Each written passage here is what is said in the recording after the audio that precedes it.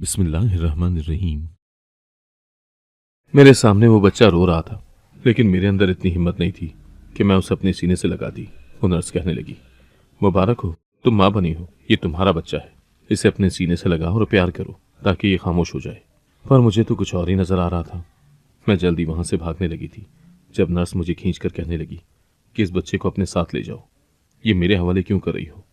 मैंने उस नन्ही सी जान को अपनी गोद में ले लिया और रात के उस पहर बाहर जाने लगी थी। मुझे समझ ही नहीं आ रही थी कि मैं क्या करूं। अचानक ही मेरी नजर उस कूड़े के ढेर पर पड़ी। तब मैंने उस बच्चे को वहां फेंक दिया था और आगे की दौड़ लगा दी। मुझे उस बच्चे के रोने की आवाज आ रही थी, लेकिन मेरे पांव बहुत तेजी के साथ आगे बढ़ रहे थे। मेरा नाम नूर बख्त है। नाम की तरह मैं अपने घर वालों के लिए बख्त लेकर आई थी। अम्मा अब्बा को मुझसे बहुत ज्यादा प्यार था। उन्होंने मेरी मंगनी बचपन में ही तय कर दी थी। मैं भी राजी थी, क्योंकि अफनान बहुत ही अच्छा इंसान था। मैं उसके साथ आहिस्ता आहिस्ता अपने दिल की हर बात करती थी। इसी तरह हम दोनों के बीच सारे फासले मिट गए थे। एक रोज अचानक उसने मुझसे वो मांग लिया कि मेरी रूह कांप गई थी, क्योंकि वो चाहता था कि मैं उसे अपना आप सौंप दूं। मैंने उससे कहा कि अगर इतनी जल्दी है तो मुझसे निकाह कर लो, निकाह के बाद ये सब कुछ ठीक लगता है। लेकिन वो मुझे अपने प्यार की कस्में देने लगा और कहने लगा कि क्या तुम्हें मुझ पर यकीन नहीं है, आखिर में हम दोनों ने एक ही हो जाना है, तो क्या अभी तुम पर मेरा हक नहीं है। ऐसी बातें सुनकर मैं जज्बाती हो गई थी। उस रोज मैंने भी उसे अपना आप सौंप दिया था, जो मेरी सबसे बड़ी गलती थी। अम्मा अब्बा को बिल्कुल नहीं पता था। हम लोग इतने खुले जहन के मालिक तो थे, लेकिन मेरे अम्मा अब्बा ने मुझे सही और गलत में फर्क बताया हुआ था। मैं बहुत ज्यादा परेशान थी। पर अचानक 1 महीने बाद अफनान ने मुझसे मंगनी तोड़ दी थी। उस रोज अब्बा बहुत ही परेशान थे। अफनान के अब्बा और मेरे अब्बा बिजनेस पार्टनर थे। मैंने जैसे ही अब्बा से परेशानी की वजह पूछी तो अब्बा कहने लगे, अफनान के अब्बा मुझसे 2 लाख रुपए मांग रहे हैं, पर मेरे पास इतने पैसे नहीं हैं कि मैं उन्हें दे दूं। हम सभी लोग परेशान हो गए थे। अम्मा कहने लगी कि आपको पैसे तो देने पड़ेंगे, ये ना हो कि वो गुस्से में आकर ये मंगनी तोड़ दे। जैसे ही मैंने ये बात सुनी तो मुझे होल उठने लगा था कि अगर ये मंगनी टूट गई तो मेरा क्या बनेगा। मैं तो पहले ही अफनान की हो चुकी थी, पर अम्मा अब्बा को तो मालूम नहीं था। लेकिन अब्बा ने भी अपनी बात रख दी थी कि अगर ऐसा है तो होने दो, मेरी बेटी के लिए रिश्तों की कोई कमी नहीं है। ये सुनकर मेरे पांव तले से जमीन निकल गई, लेकिन मैं और क्या करती। अम्मा अब्बा ने वो 2 लाख रुपए उन्हें नहीं दिए थे, जिसकी वजह से अफनान के अब्बा ने मंगनी तोड़ दी थी। उस रोज मैंने अफनान को कॉल की थी। मैंने उसके आगे हाथ जोड़े थे कि तुमने ये सब कैसे होने दिया, तुम चाहते तो ये मंगनी टूटने से बच सकती थी। अफनान कहने लगा, देखो, मेरे अब्बा की यही ख्वाहिश थी, तुम्हारे अब्बा को समझना चाहिए था। तुम लोग लड़की वाले हो, तुम्हारे अब्बा अगर पैसे दे देते तो आज हम दोनों एक ही होते। मैंने उससे कहा कि क्या तुम वो बातें भूल गए हो जो तुमने पहले मुझसे कही थी, और मैं तुम्हारे पास भी आ गई थी और वो सब कुछ भी हो गया था। इस बात पर वो मुझे गुस्से से कहने लगा कि देखो, मुझे ब्लैकमेल करने की जरूरत नहीं है, तुम्हारा भी इस हरकत में उतना ही हाथ था जितना मेरा है। हम दोनों की रजामंदी से ही वो सब कुछ हुआ था। अब तुम मुझे ब्लैकमेल ना करो तो ही बेहतर है। ये कहकर उसने कॉल काट दी थी। लेकिन मैं तो खून के आंसू रोने लगी थी कि मैं कहाँ जाऊंगी और कौन मेरी फरियाद सुनेगा। उन्हीं दिनों मेरी तबीयत बहुत खराब हो गई थी। उस रोज मैं खाना खा रही थी जब अचानक से मेरी तबीयत खराब हो गई। मैं फौरन वॉशरूम में चली गई। अम्मा भी मुझसे पूछने लगी कि क्या हुआ है।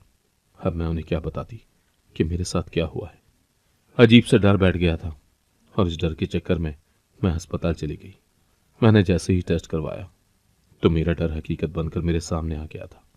मैं अफनान के बच्चे की मां बनने वाली थी। मैंने फैसला कर लिया था कि मैं उसके पास जाऊंगी। मैं चीख चीख कर उससे कहूंगी। मैं जैसे ही अफनान के पास मिलने गई तो उसके साथ तो एक और लड़की बैठी हुई थी और वो उससे हंस हंस कर बातें कर रहा था। ये सब देखकर मेरा दिल टूट गया था। उसने मुझे अभी तक नहीं देखा था। मैं वहां से वापस आ गई थी। मेरी तो जिंदगी ही उजड़ गई थी। अगर मैं अपने माँ बाप को ये सब बताती तो मेरे अम्मा अब्बा ने तो मुझे जिंदा ही दफन कर देना था। मेरे दिल में अजीब से ख्यालात पैदा हो रहे थे, लेकिन मैंने हिम्मत से काम लिया और अम्मा अब्बा के पास गई। मैंने जाकर उन्हें कहा कि मुझे अपनी सहेली के यहाँ गांव में जाना है। वो ये सुनकर बहुत हैरान हो गए। अम्मा अब्बा उन्हीं दिनों दुबई जाने की तैयारी कर रहे थे। ये सुनते ही वो दोनों बोले कि देखो, तुम भी हमारे साथ दुबई चलो, तुम बहुत एंजॉय करोगी। लेकिन मैंने उन्हें कह दिया कि आप दोनों दुबई चले जाए, मैं अकेली यहाँ क्या करूंगी। इसीलिए मैं अपनी सहेली लाइबा के यहाँ गाँव चली जाऊंगी। मुझे गाँव में रहना है। अम्मा अब्बा ने मेरी बात मान ली। वो 1 साल के लिए दुबई चले गए थे, जबकि मैं 1 साल के लिए अपनी दोस्त लाइबा के यहाँ जाने लगी थी। ये एक गांव था, किसी को भी नहीं पता था कि मेरे साथ क्या हुआ है, और मुझे इस बात की तसल्ली थी। मैंने लाइबा को भी कुछ न बताया। मैं इसी तरह खुले खुले कपड़े पहनती थी, जिससे किसी को ये नहीं पता चलता था कि मैं हामला हूं। मैंने उस बच्चे को बहुत पाला था। और फिर उस रात जैसे ही मेरी तबीयत खराब हुई तो मैं उस मोहल्ले की नर्स के पास चली गई थी। वो मुझे देखकर हैरान थी। मैंने उसको सारी बात बता दी थी कि मेरा शौहर मर गया था। वो कहने लगी कि ठीक है, मैं तुम्हारा बच्चा पैदा कर दूंगी, लेकिन तुम्हें एहतियात बरतनी होगी।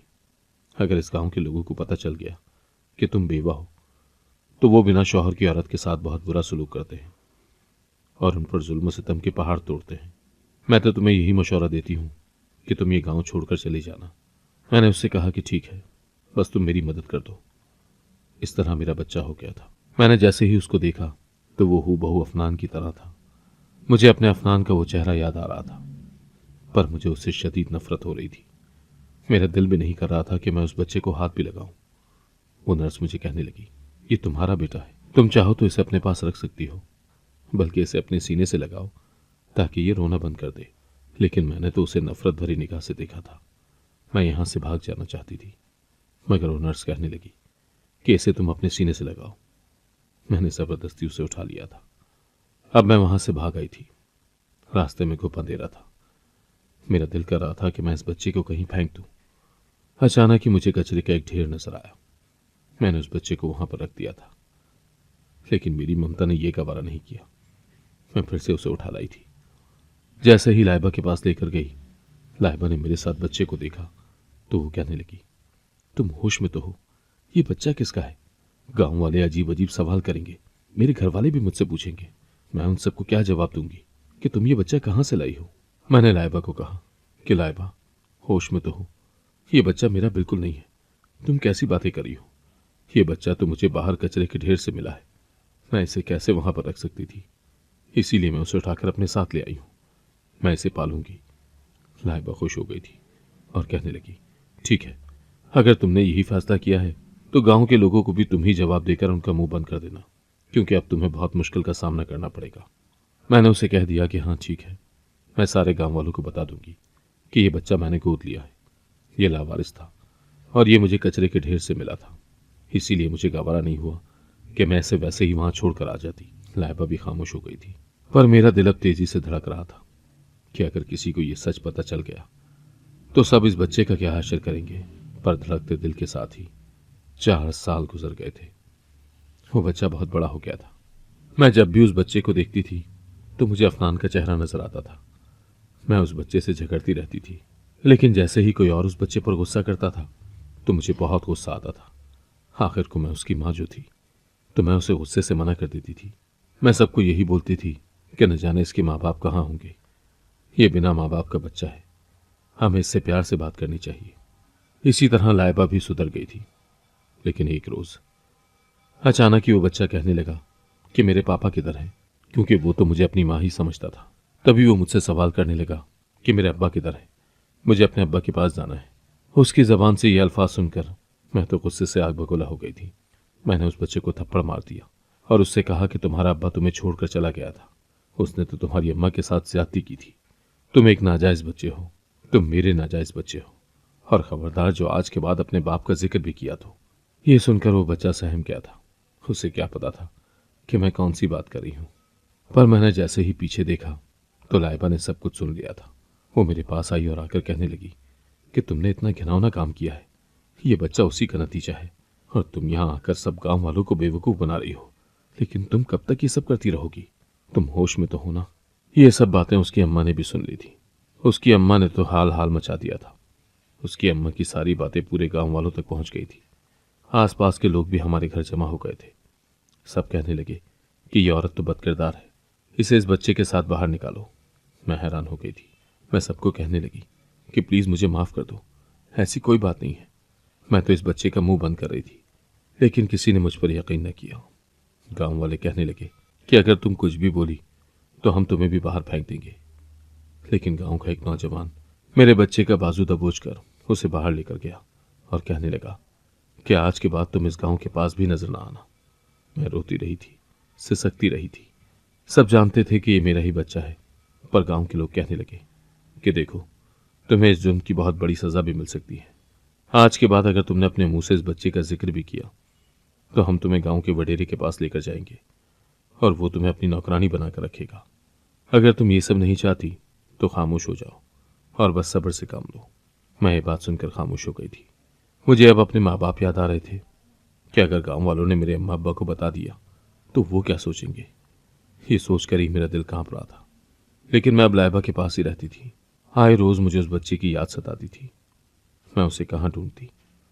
मैंने उसे बहुत जगहों पर तलाश किया था।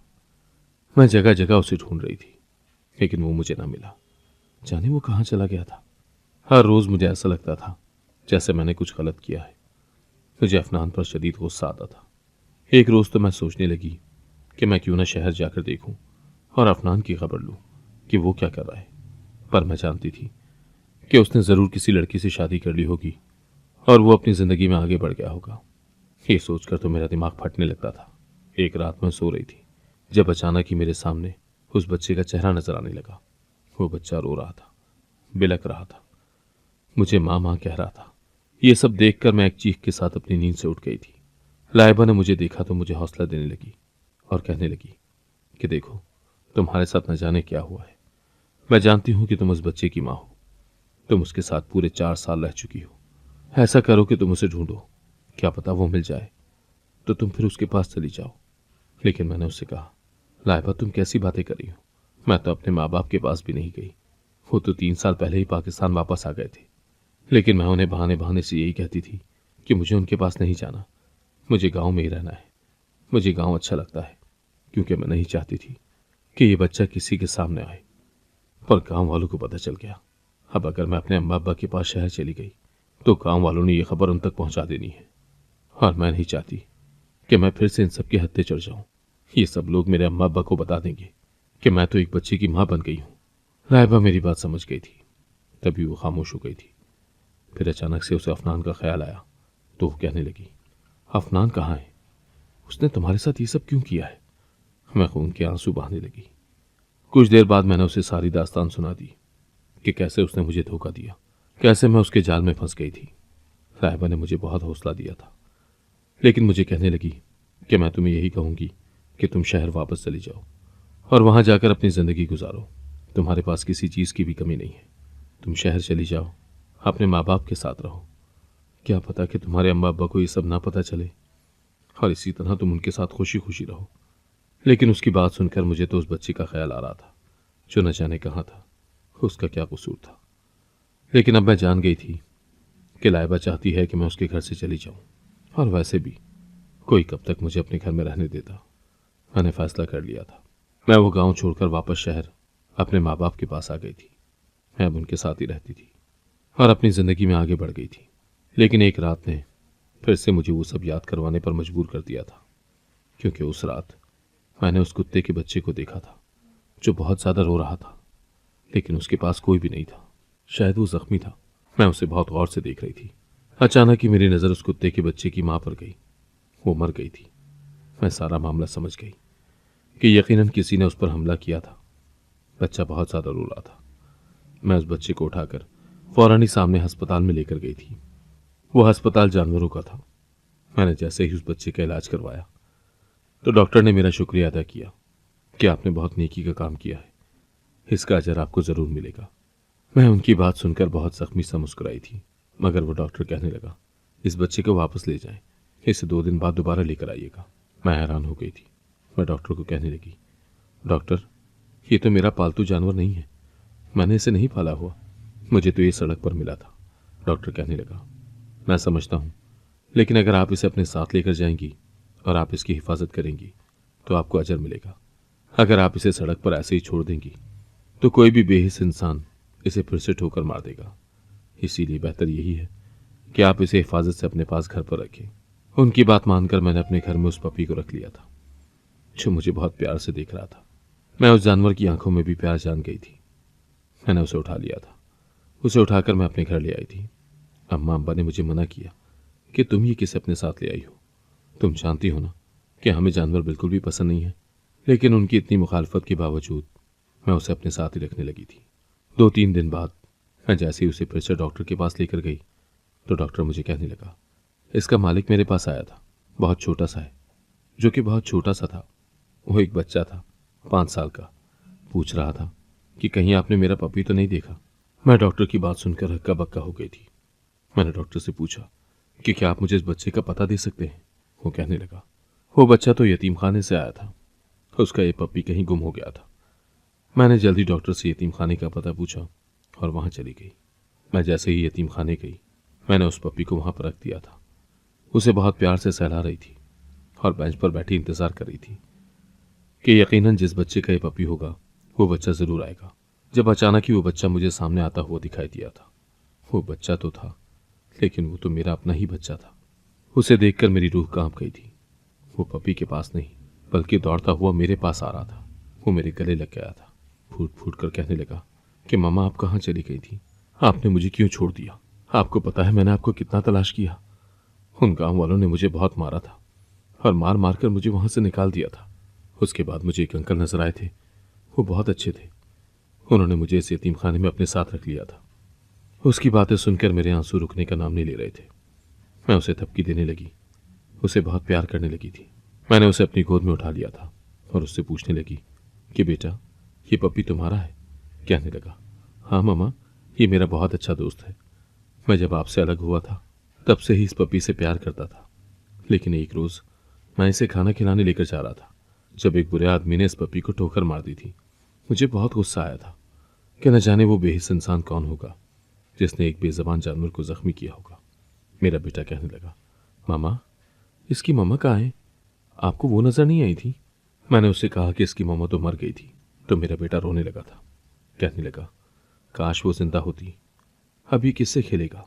मैंने उससे कहा कि तुम फिक्र न करो, मैं इसे अपने साथ ले जाती हूँ, मैं इसे अपने घर पर रखूंगी तो ये ठीक हो जाएगा। जब ये ठीक हो जाएगा तो मैं इसे आपको दे दूंगी।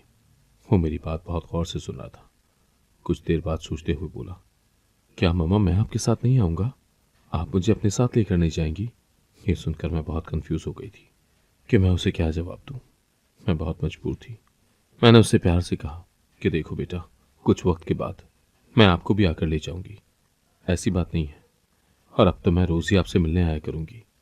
वो भी खुश हो गया था। मैं फिर अपने घर चली गई थी। कुछ वक्त के बाद मैं दोबारा से उस पपी को अपने बेटे के पास ले गई थी और उसे दे दिया था कि वो ठीक हो गया है। एक रोज मेरा बेटा मुझसे कहने लगा कि मम्मा क्यों ना हम बाहर जाकर खाना खाएं। उसकी फरमाइश पर मैंने फौरन ही हाँ कर दी थी। मैं उसे एक अच्छे से रेस्टोरेंट लेकर गई थी। मेरा बेटा बहुत हैरान हो गया था। कहने लगा, मम्मा मैं तो फर्स्ट टाइम ऐसी जगह पर आया हूँ, ये जगह तो बहुत अच्छी है। मैंने उसकी फरमाइश का खाना ऑर्डर किया था, लेकिन जब वो खाना खा रहा था तो अचानक मुझसे कहने लगा, मम्मा आप यहीं पर बैठें, मैं आता हूँ। मैं ये सुनकर परेशान हो गई थी। मेरा बेटा बहुत ही ज़हीन था। शायद वो मुझ पर ही गया था, क्योंकि वो हर बुरी चीज़ को नापसंद करता था और अच्छी चीज़ पर अमल करता था।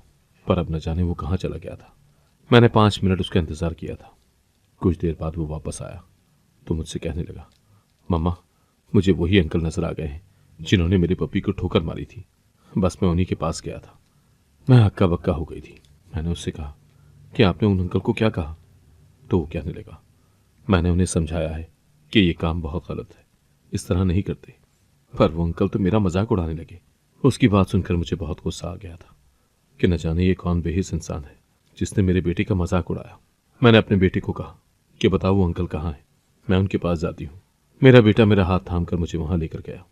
मैंने जैसे ही उस इंसान को देखा तो मेरे पांव तले से जमीन निकल गई थी।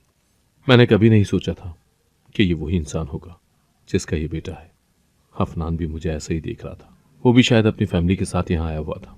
मेरा बेटा कहने लगा, मामा यही वो अंकल है जिन्होंने मुझसे बदतमीजी की और मेरा मजाक उड़ाया। मैंने अपने बेटे का हाथ थामा और वहां से वापस आ गई थी। मेरा बेटा मुझसे कहने लगा, मामा आपने उन्हें कुछ सुनाया क्यों नहीं, आप वापस क्यों आ गई, आप खामोश क्यों हैं। लेकिन मैं उसे क्या बताती कि वो कौन है। मेरी बर्दाश्त अब खत्म हो रही थी, लेकिन मैं अपने बेटे के सामने रोना नहीं चाहती थी। इसी वजह से मैंने उससे कहा कि तुम यहां पर रुको, मैं वॉशरूम से होकर आती हूँ। मैं अपने बेटे को छोड़कर वॉशरूम में चली गई थी और मैंने बहुत बड़ी गलती कर दी थी, क्योंकि जैसे ही मैं वापस आई तो वहां मेरा बेटा मौजूद नहीं था। ये देखकर मेरी रूह कांप गई थी।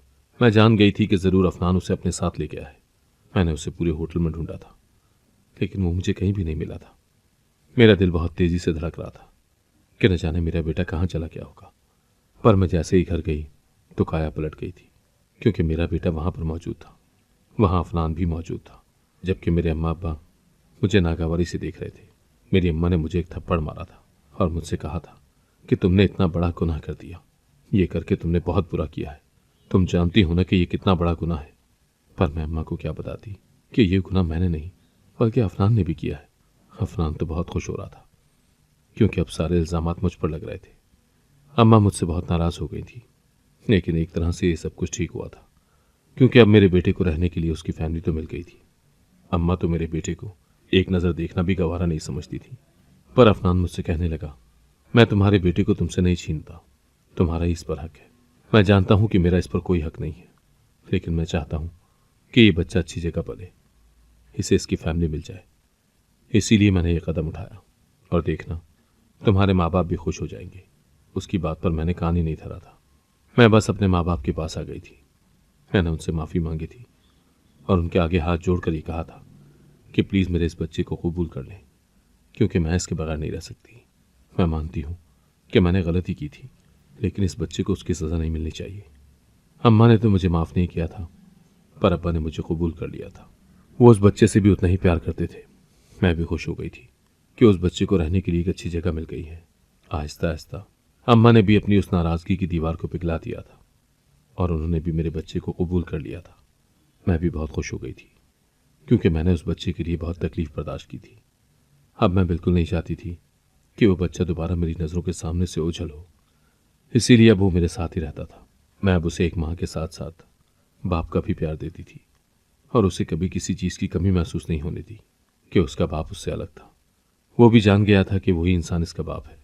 वो ये भी जान चुका था कि वही इंसान उसका बाप था जिसने मुझसे बदतमीजी की थी। उसने भी फैसला कर लिया था कि वो मेरे साथ ही रहेगा और कभी भी अपने बाप के मुतालिक कोई सवाल नहीं पूछेगा।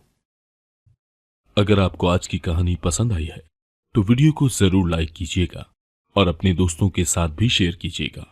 और हाँ, अगर आपने अभी तक हमारा चैनल सब्सक्राइब नहीं किया तो जरूर सब्सक्राइब करें। मिलते हैं कल एक नई और दिलचस्प कहानी के साथ। अल्लाह हाफिज।